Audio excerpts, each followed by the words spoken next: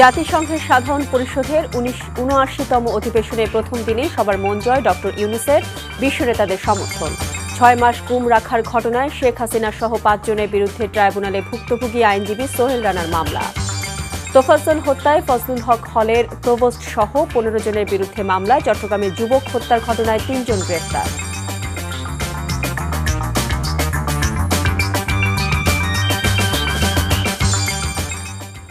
আসসালামু আলাইকুম, মোহসেনা শাওন আপনাদের সবাইকে আমন্ত্রণ জানাচ্ছি এনটিভি দুপুরের খবরে। ক্রাউন সিমেন্ট শিরোনাম দেখছিলেন, এবার পুরো খবর। জাতিসংঘের সাধারণ পরিষদের ৭৯তম অধিবেশনে যোগ দিয়েই সাধারণ মানুষের মন জয় করে নিয়েছেন ডক্টর মোহাম্মদ ইউনূস। বিশেষ করে অধিবেশনের প্রথম দিনে বিশ্ব নেতারা তার প্রতি যে সমর্থন জানিয়েছে সেটা অনেকটা বিরল। যুক্তরাষ্ট্রের নিউ ইয়র্ক থেকে আরও জানাচ্ছেন আমাদের bureau chief Farid Alam. When you see them in action, when you hear them speak, you'll be shaking. They shook the whole country by their speeches, by their dedication, their commitment. They said, you can kill us anytime you want, but we are not giving up. And he is known as to be the brain behind the whole revolution.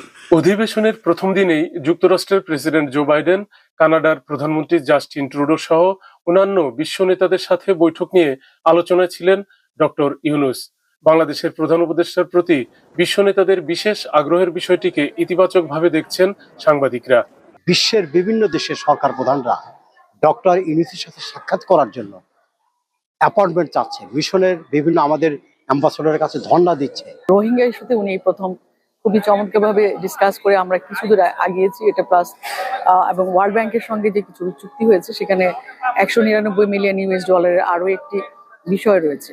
অধিবেশনের প্রথম দিনে doctor ইউনূসের বিভিন্ন দেশের নেতা ও সংস্থাগুলোর সাথে কি কি বিষয়ে কথা হয়েছে এবং কেমন অগ্রগতি হয়েছে সেসব বিষয় তুলে ধরতে হায়াত হোটেলে মঙ্গলবার রাতে একটি প্রেস ব্রিফিং এর আয়োজন করা হয়। সফরের দ্বিতীয় দিন এবং অধিবেশনে যোগদানের প্রথম দিনেই রোহিঙ্গা ইস্যু নিয়ে বড় অগ্রগতি হয়েছে বলে জানান সফরসঙ্গী অতিরিক্ত পররাষ্ট্র সচিব রিয়াজ হামিদুল্লাহ। প্রথমবারের মতো ওনার নেতৃত্বে, মানে মহাসচিবের নেতৃত্বে একটা ইন্টারন্যাশনাল কনফারেন্স অন রোহিঙ্গা করার জন্য, এবং এটা একটা বড় জিনিস। এবং এটা হওয়ার পরে যে কানাডিয়ান যে প্রতিনিধি ছিলেন বব রে, একদম উদাত্ত কণ্ঠে স্পষ্ট সমর্থন দিয়েছেন এবং বলেছেন যে আন্তর্জাতিক সমাজ যেন এইটাকে কেন্দ্র করে যেন আগায়, এবং সেটা হচ্ছে অন্যদেরকে, যেমন মার্কিন যুক্তরাষ্ট্র পাত্রে উজরা জায়া ছিলেন, দন্ডু ছিলেন, এবং তারা স্বাচ্ছন্দ্য সিগন্যালটা পেয়েছেন। জাতিসংঘে ডক্টর ইউনূসের সারাদিনের নানা কর্মসূচির বিষয়বস্তু তুলে ধরেন প্রধান উপদেষ্টার প্রেস সচিব শফিকুল আলম। ডক্টর ইউনূসের প্রতিটি বৈঠকই সফল বলে মন্তব্য করেন তিনি। ইতালিতে যদি প্রচুর সংখ্যক আমরা বাংলাদেশি যেতে পারে লিগাল রুটে, তো এটা তো অবশ্যই সবার জন্য একটা ওয়েলকাম নিউজ। আর আইএমএফ তো আপনি জানেন, আইএমএফ এর সহায়তা মানে কিন্তু আইএমএফ একা সহায়তা করে না। তখন হয় কি, পুরো মাল্টিলেটারাল যত এজেন্সি আছে তখন ওয়ার্ল্ড ব্যাংক ইন্টারেস্টেড হয়, এডিবি ইন্টারেস্টেড হয়, ইভেন প্রাইভেট ইনভেস্টররা ইন্টারেস্টেড হয় যে না, এখানে আইএমএফ এর বাংলাদেশের উপর পুরোপুরি আস্থা আছে, তখন ওরা সবাই আসে। যুক্তরাষ্ট্রের প্রেসিডেন্ট জো বাইডেনের সাথে জুলাই বিপ্লব সহ নানা ইস্যুতে আলোচনা হয়েছে বলেও জানান শফিকুল আলম। এই স্টুডেন্ট রেভলিউশনটা কিরকম হলো, এটা তো একটা মানে পুরো পৃথিবীতে একটা অবাক করা ঘটনা। হ্যাঁ, এটা খুবই আনপ্রেসিডেন্টেড একটা ঘটনা, সেই বিষয়ে আলোচনা হয়েছে। আর ফুল সাপোর্ট মানে সব ধরনের সাপোর্ট, বাংলাদেশের ডেমোক্রেটিক ট্রানজিশনের জন্য যা যা সাপোর্ট লাগে সবই হচ্ছে। এবং সেখানে আমরা যে কমিশন গুলো হচ্ছে, এই কমিশন গুলো কি কি কাজ করবে। প্রেস ব্রিফিং এ আরো উপস্থিত ছিলেন উপসহকারী প্রেস সচিব আজাদ মজুমদার ও অপূর্ব জাহাঙ্গীর। অধিবেশনের দ্বিতীয় দিনেও বাংলাদেশের স্বার্থ সংশ্লিষ্ট অনেকগুলো বিষয়ে আরো অগ্রগতি বা ইতিবাচক আলোচনার সম্ভাবনা রয়েছে বলেও ব্রিফিং এ জানানো হয়। ২৭ সেপ্টেম্বর সাধারণ অধিবেশনে বিশ্ব নেতাদের উপস্থিতিতে ভাষণ দিবেন ডক্টর ইউনূস। জাতিসংঘের ৭৯তম অধিবেশনে ডক্টর ইউনূস এসেই যেন বিশ্ব নেতাদের মন জয় করে নিয়েছেন, এবং সেটা খুব স্বল্প সময়ের মধ্যে। তার এই আগমনকে বিশ্ব নেতারা যেভাবে দেখেছেন সেটা বাংলাদেশের জন্য একটি ইতিবাচক দিক হয়ে থাকবে দীর্ঘদিন।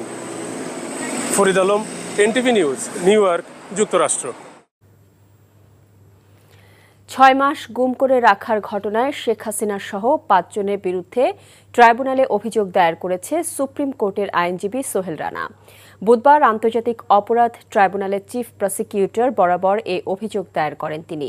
ভুক্তভোগী আইনজীবী সোহেল রানা বলেন, 2015 সালের 10 ফেব্রুয়ারি উত্তরা থেকে র্যাব সদস্যরা তাকে তুলে নিয়ে যায়। 6 মাস গুম থাকা দিনগুলোতে তাকে অবর্ণনীয় নির্যাতন করা হয় বলেও তিনি জানান। এ মামলায় সাবেক প্রধানমন্ত্রী শেখ হাসিনা ছাড়াও সাবেক স্বরাষ্ট্রমন্ত্রী আসাদুজ্জামান খান কামাল, সাবেক আইনমন্ত্রী আনিসুল হক, সাবেক আইজিপি AKM শহীদুল হক, র্যাবের সাবেক মহাপরিচালক বেনজির আহমেদকে আসামি করা হয়েছে। আমি ট্রাইব্যুনালে অভিযোগটা দিয়েছি, সেখানে সাবেক প্রধানমন্ত্রীকে আমি করেছি শেখ হাসিনাকে, দ্বিতীয় আসামি করেছি আপনার স্বরাষ্ট্রমন্ত্রী সাবেক আসাদুজ্জামান খানকে, এবং 3 নম্বরে আমি করেছি আইনমন্ত্রী আনিসুল হককে, 4 নম্বরে সাবেক আইজি শহীদুল হককে, 5 নম্বরে ডিজির তখন র্যাবের যে প্রধান ছিলেন মহাপরিচালক ছিলেন বেনজির আহমেদকে। 5 জনকে আসামি, আর অজ্ঞাতনামা আরও 20-25 জন। হ্যাঁ, অজ্ঞাতনামা।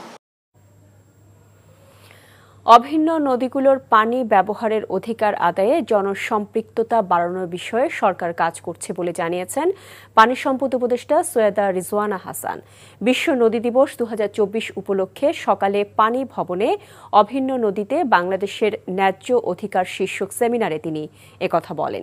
রিজওয়ানা বলেন, পানির ন্যায্য হিস্যা আদায়ে সংশ্লিষ্ট এলাকার জনসাধারণকে তাদের প্রয়োজনীয় বিষয়ে সচেতন হতে হবে। উপদেষ্টা বলেন, যৌথ নদী কমিশনে শুধু বিশেষজ্ঞদের পর্যায়ে আলোচনা হয়, কিন্তু যারা নদী অববাহিকায় বসবাস করেন বা নদীর সাথে যাদের জীবন জীবিকা, তাদের এই আলোচনায় অন্তর্ভুক্ত করতে হবে। তিনি বলেন, নদী এলাকায় স্থানীয় জনগণের কিছু দাবি আছে, সেগুলোর বিষয়ে লক্ষ্য রেখেও যৌথ নদীর পানি ব্যবহারের প্রক্রিয়ায় যেতে হবে। এখন পানি ভাগাভাগির বিষয়টা হয়তো অনেক জটিল, দুই দেশের স্বার্থকে খুব সূক্ষ্মভাবে ব্যালেন্স করতে হয়, কিন্তু কতগুলো বিষয় আছে সেগুলো কিন্তু এত জটিল না। যেমন বন্যার পানি কখন বাংলাদেশে প্রবেশ করবে, কি মাত্রায় প্রবেশ করবে, বৃষ্টিপাতের মাত্রা কি, বাংলাদেশে কতটুকুন প্লাবিত হওয়ার সম্ভাবনা আছে, এগুলো তথ্য নিতান্ত মানবিক কারণেই শেয়ার করা উচিত এবং সম্ভব। এটার মধ্যে রাজনীতি টেনে আনার কোনো প্রয়োজন নেই, প্রয়োজন ছিল না। সকল অভিন্ন জলরাশির উপর যেখানে যেখানে স্ট্রাকচার করছে, এটা কেবল ভারত না, চীন করলেও নেপাল করলেও কোথায় কোথায় স্ট্রাকচার হচ্ছে এটা আমাদের জানতে হবে। এটা না জানলে আমাদের পানি ব্যবস্থা সম্পূর্ণভাবে একটা ঝুঁকির মধ্যে পড়ে যাবে। বৈষম্য বিরোধী ছাত্র আন্দোলনে বন্ধের 2 মাস 10 দিন পর আজ খুলেছে রংপুর বেগম রোকেয়া বিশ্ববিদ্যালয়ের সবগুলো আবাসিক হল। সকালে আনুষ্ঠানিকভাবে খুলে দেওয়ার পরপরই একটি ছাত্রী হল সহ 3টি হল পরিদর্শন করেন বেগম রোকেয়া বিশ্ববিদ্যালয়ের উপাচার্য ডক্টর শওকত আলী।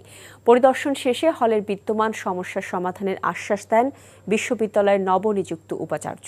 এদিকে দীর্ঘদিন পর হল খুলে দেওয়ায় খুশি শিক্ষার্থীরা। অন্যদিকে হলগুলো পরিদর্শন করেছেন Rangpur metropolitan police commissioner Mohammad Majid Ali. আপনার মাগফিরাত কামনা করে আজকে সকল ছাত্রছাত্রীদের পদচারণায় আমরা এই বিশ্ববিদ্যালয়ে 3টি হল ওপেন করেছি। সাবেক শিল্পমন্ত্রী নুরুল মজিদ মাহমুদ হুমায়ুনকে ঢাকার গুলশান থেকে গ্রেফতার করেছে র্যাপিড অ্যাকশন ব্যাটালিয়ন র্যাব। ভোরে রাজধানীর গুলশান থেকে র্যাবের একটি দল তাকে গ্রেফতার করে। র্যাব জানায়, গত 4 আগস্ট নরসিংদীর মাধবদী এলাকায় বৈষম্য বিরোধী ছাত্র আন্দোলন চলাকালীন ছাত্র জনতার উপর হামলা, আক্রমণ ও হত্যাকাণ্ডের অভিযোগে করা মামলায় তাকে গ্রেফতার করা হয়েছে। একাদশ জাতীয় সংসদ নির্বাচনে নরসিংদী 4 আসনে জয়লাভ করে শিল্প মন্ত্রণালয়ের দায়িত্ব পান নুরুল মজিদ মাহমুদ হুমায়ুন। দ্বাদশ জাতীয় সংসদ নির্বাচনে জয়লাভ করে তিনি দ্বিতীয়বারের মতো শিল্পমন্ত্রীর দায়িত্ব লাভ করেন। নাগরিক ঐক্যের সভাপতি মাহমুদুর রহমান মান্নাকে বিগত স্বৈরাচার সরকার বিদেশে সুচিকিৎসা করতে না দেয়ায় তার শারীরিক দুরবস্থা তৈরি হয়েছে। রাজধানীর বঙ্গবন্ধু শেখ মুজিব মেডিকেল বিশ্ববিদ্যালয়ে চিকিৎসাধীন মাহমুদুর রহমান মান্নাকে দেখতে গিয়ে একথা বলেন বিএনপির স্থায়ী কমিটির সদস্য মঈন খান। এ সময় চিকিৎসকদের কাছে তার শারীরিক অবস্থার খোঁজ খবর নেন ডক্টর মঈন। পরে তিনি সাংবাদিকদের বলেন, বিগত সরকারের জুলুম, নিপীড়ন আর নির্যাতনের শিকার হয়েছেন মান্না। রাজনৈতিক প্রতিহিংসায় স্বৈরাচার সরকার তাকে বিদেশে সুচিকিৎসা পর্যন্ত করতে দেয়নি। বিএনপি ও সমমনা এমন অসংখ্য নেতাকর্মী সরকারের প্রতিহিংসার শিকার হয়েছে বলেও অভিযোগ করেন ডক্টর মঈন খান। পরীক্ষা নিরীক্ষা করেছেন, মানুষের যে মৌলিক অধিকার, সেই মৌলিক অধিকারগুলো মানুষের ফিরিয়ে দিতে হবে। 10 বছর আগে তাকে কি ধরনের জঘন্য অত্যাচার এবং জুলুমের শিকার হতে হয়েছিল, তখনও কিন্তু তাকে চিকিৎসার জন্য বন্দি অবস্থায় এখানে আনা হয়েছিল এবং আজকে দুঃখের সঙ্গে সেটা পুনরুল্লেখ করতে হয় যে সেদিন তাকে কোনো চিকিৎসা দেওয়া হয় নাই।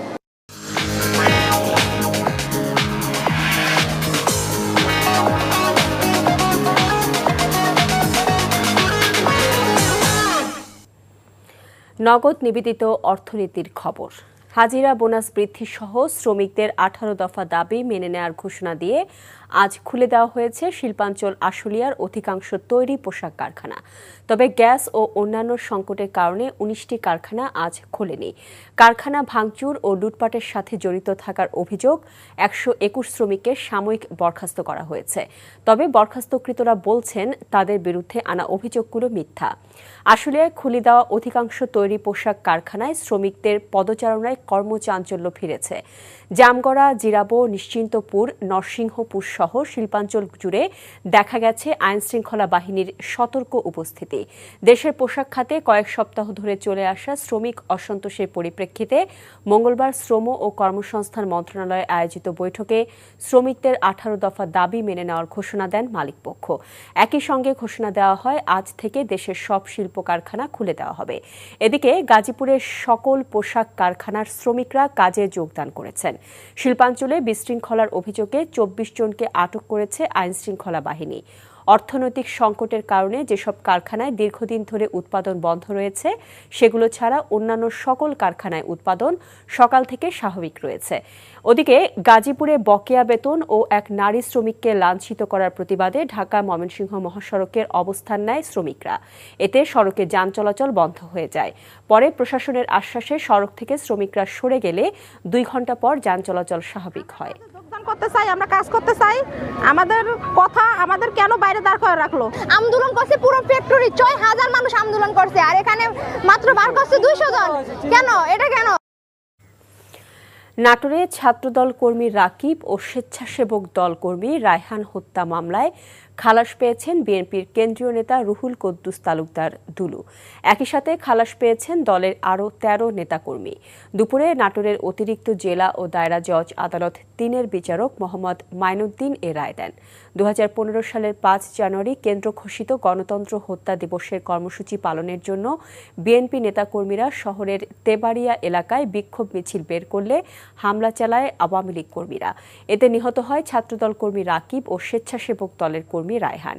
এ ঘটনায় রাকিবের ভাই আঞ্জুম বাদী হয়ে অজ্ঞাত আসামিদের বিরুদ্ধে মামলা দায়ের করে। তৎকালীন আওয়ামী লীগ এমপির চাপে উল্টো দুলুসহ বিএনপি নেতাকর্মীদের অভিযুক্ত করে চার্জশিট জমা দেয় পুলিশ। ফেডারেল সাংবাদিক ইউনিয়নের একাংশের সভাপতি রুহুল আমিন গাজীর নামাজে জানাজা অনুষ্ঠিত হয়েছে। বাদ জোহর জাতীয় প্রেস ক্লাবে জানাজায় অংশ নেন বিভিন্ন গণমাধ্যমের সাংবাদিকরা। জানাজা শেষে রুহুল আমিন গাজীর মরদেহ তার গ্রামের বাড়ি চাঁদপুরে নেওয়া হচ্ছে। মঙ্গলবার রাতে অসুস্থ অবস্থায় রাজধানীর একটি বেসরকারি হাসপাতালে মারা যান এই সাংবাদিক নেতা। রুহুল আমিন গাজী কিডনি সংক্রান্ত জটিলতায় আক্রান্ত ছিলেন। আওয়ামী সরকারের আমলে দীর্ঘ কারাবাসে তার শারীরিক জটিলতা দেখা দেয়। ব্যাক পেইন, উচ্চ ডায়াবেটিস, ইলেকট্রোলাইট সমস্যা সহ নানা রোগে ভুগছিলেন তিনি। রুহুল আমিন গাজীকে থাইল্যান্ডে চিকিৎসা দেওয়ার পরিকল্পনা থাকলেও শারীরিক অবস্থার অবনতি হওয়ায় নেওয়া সম্ভব হয়নি। বঙ্গোপসাগরের ঢেউয়ের তাণ্ডব আর বালু ক্ষয়ে ক্রমশই ছোট হয়ে আসছে পর্যটন কেন্দ্র কুয়াকাটা। ফলে সৈকতের সৌন্দর্য বর্ধনকারী নারিকেল বাগান, সংরক্ষিত ঝাউবন, তালবাগান, শালবন সহ উদ্যানের অনেক গাছ লণ্ডভণ্ড হয়ে উপড়ে পড়ে আছে। আর এ কারণে কুয়াকাটা হারাতে বসেছে তার চিরচেনা রূপ। কমেছে পর্যটকের সংখ্যাও। পটুয়াখালী থেকে কাজল বরণ দাসের পাঠানো রিপোর্ট। কক্সবাজারের পরে ভ্রমণ পিপাসুদের পছন্দের তালিকায় কুয়াকাটা সমুদ্র সৈকত। সূর্যোদয় আর সূর্যাস্ত একসাথে দেখা যায় বলে পর্যটকদের কাছে এর কদর একটু বেশি। পদ্মা সেতু হওয়ার পর দূরত্ব কমে আসায় পর্যটকদের ভিড় বাড়ছে সাগরকন্যা খ্যাত কুয়াকাটায়। কিন্তু দুশ্চিন্তার বিষয় হলো প্রাকৃতিক দুর্যোগ যেন আঁকড়ে ধরেছে দৃষ্টিনন্দন কুয়াকাটাকে। একাধিক ঘূর্ণিঝড়ের কবলে পড়ে কুয়াকাটা সৈকত যেন বিধ্বস্ত কোনো জনপদ। প্রতি বছর কোটি কোটি টাকা ব্যয় করে বালুর বস্তা ও সিসি ব্লক ফেলেও কুয়াকাটা সৈকত রক্ষা করা যাচ্ছে না। পানি উন্নয়ন বোর্ডের গাফিলতিকে দায়ী করছেন কেউ কেউ। সাইড থেকে যে দিতে গেছে বলক দিয়ে গেছে, বলক দেখা গেছে মাঝে দু একটা ডাবে গেছে, বা ওই সাইড থেকে ওই মাঝে মাঝে দেখা গেছে লিক রয়ে গেছে। সর্বদিক দিয়ে নোংরা হয়ে গেছে, পর্যটককে আমরা আনন্দ দিতে পারতেছি না। এখানে যে ভাঙন রোধের জন্য যে বালির বস্তাগুলো এলোপাতারিভাবে ফেলানো হয়েছে, কোনো ডিসিপ্লিন নেই। এটা কীভাবে এক জায়গাতে ঠালা উঁচু এইভাবে আছে, এতে মানুষ অনেক টাইমে অ্যাক্সিডেন্ট হয় জোয়ারে যখন পানি দেখা যায় না। অনিয়মের অভিযোগে পাউবির বিরুদ্ধে অনুসন্ধানে নেমেছে দুদক, তবে কাজে কোনো অনিয়ম হয়নি বলে জানালেন সংশ্লিষ্ট কর্মকর্তারা। আমি যতক্ষণ কাজ করছি নিয়ম আইন কানুন মেনেই দরপত্র আহ্বান করা এবং দরপত্র মূল্যায়ন করা সেগুলো বাস্তবায়ন করেছি, এবং এখানে কোনো অনিয়ম বা কোনো স্বজনপ্রীতির কোনো সুযোগ নেই। ঘূর্ণিঝড়ের গাছগুলো যেগুলো পরে সাগর এলাকা, সাগর তীরবর্তী এলাকা, এগুলি আমরা এজ ইট ইজ রেখে দিই। কারণ এই যে গাছগুলি ঝড়ে পড়ে যায়, সেটা যদি আমরা রিমুভ করি, সেই এলাকায় মাটির ক্ষয়ের রোধটা হবে না, সেটা মাটিটা ধরে রাখে এবং পরবর্তীতে জলোচ্ছ্বাস যেটা আসে সেই জলোচ্ছ্বাসটা তারা ঠেকায়। কুয়াকাটাকে বাঁচাতে সরকারকে আরও দীর্ঘমেয়াদী টেকসই উন্নয়ন পরিকল্পনা গ্রহণের উদ্যোগী হতে হবে, এমনটাই মনে করছেন পর্যটক বিশেষজ্ঞরা। NTV news desk. জাতিসংঘ সাধারণ পরিষদের ৭৯তম অধিবেশনের প্রথম দিনে সবার মন জয় ডক্টর ইউনূসের, বিশ্ব নেতাদের সমর্থন। ৬ মাস গুমের ঘটনায় শেখ হাসিনা সহ ৫ জনের বিরুদ্ধে ট্রাইব্যুনালে ভুক্তভোগী আইনজীবী সোহেল রানার মামলা। তোফাজ্জল হত্যায় ফজলুল হক হলের প্রভোস্ট সহ ১৫ জনের বিরুদ্ধে মামলা। চট্টগ্রামে যুবক হত্যার ঘটনায় ৩ জন গ্রেফতার। এই ছিল দুপুরের খবরে। এই খবরের ভিডিও সহ আপডেট জানতে ভিজিট করুন এনটিভি অনলাইন www.ntvbd.com। এছাড়াও এনটিভি জনপ্রিয় সব অনুষ্ঠান ও খবরের আপডেট জানতে ভিজিট করুন আমাদের ইউটিউব ও ভেরিফাইড ফেসবুক পেজ। ৫টায় দেশের খবর দেখার আমন্ত্রণ রইল। এতক্ষণ সাথে থাকার জন্য সবাইকে ধন্যবাদ।